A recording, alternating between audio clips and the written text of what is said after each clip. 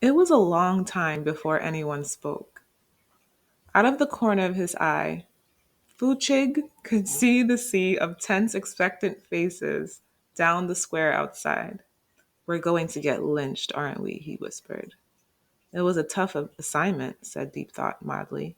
42? Yelled Loonqual.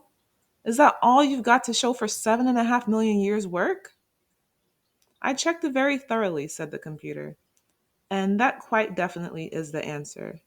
I think the problem, to be quite honest with you, is that you've never actually known what the question is. But it was the great question, the ultimate question of life, the universe, and everything, howled Lungqual. Yes, said Deep Thought, with the air of one who suffers food gladly. But what actually is it? A slow, stupefied silence crept over the men as they stared at the computer and then at each other. Well, just everything. Everything. Exactly, said Deep Thought. So once you do know what the question actually is, you'll know what the answer means. Oh, terrific. Oh, terrific, muttered Fuchog, whatever his name is, flinging aside his notebook and wiping away a tiny tear.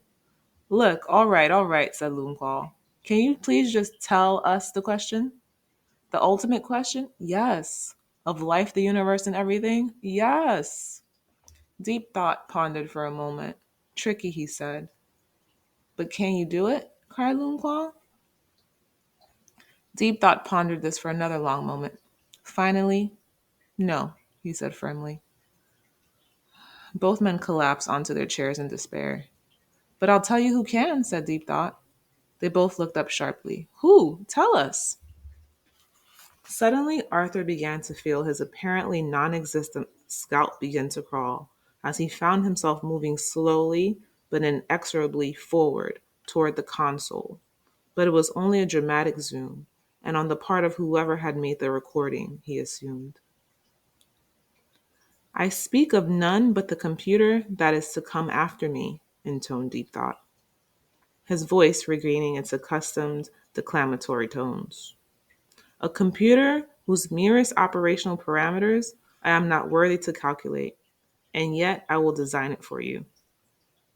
A computer which can calculate the question to the ultimate answer.